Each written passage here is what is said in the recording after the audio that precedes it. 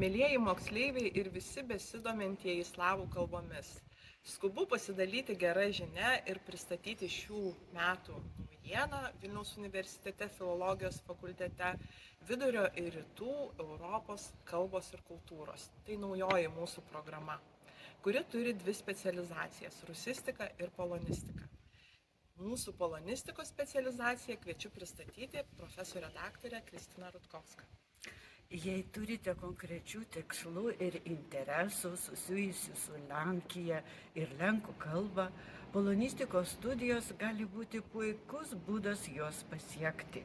Lenkija turi turtingą ir įvairialypę kultūrą, įskaitant literatūrą, muziką, kiną ir meną.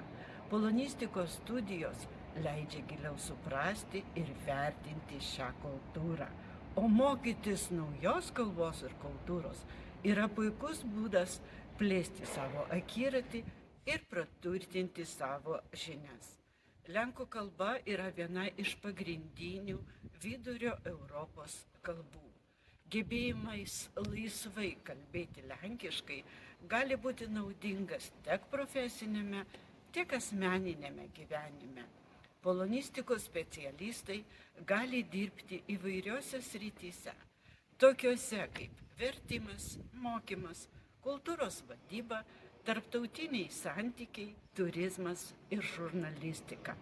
Lietuvoje veikiančių įmonių atstovai ieško darbuotojų turinčių lenkų kalbos ir kultūros žinių. Polonistika suteikia galimybę dalyvauti įvairiuose moksliniuose tyrimuose susijusiuose su lenkų ir lietuvių literatūra, kalba, istorija ir kultūra. Tai gali būti ypač naudinga, jei planuojate akademinę karjerą. Lenkų kalba yra graži, melodinga, kupina ekspresijos, kiek panašiai lietuvių. Nori ją išmokti? Ateik. Taigi labai laukiame jūsų šiais metais Vilniaus universiteto filologijos fakultete. Jeigu norite daugiau sužinoti apie visą programą ir apie konkrečią polonistikos specializaciją, naršykite ir ieškokite mūsų internete. Kochani, czekamy na Was już od września. Tutaj, na Wydziale Filologii Uniwersytetu Wileńskiego.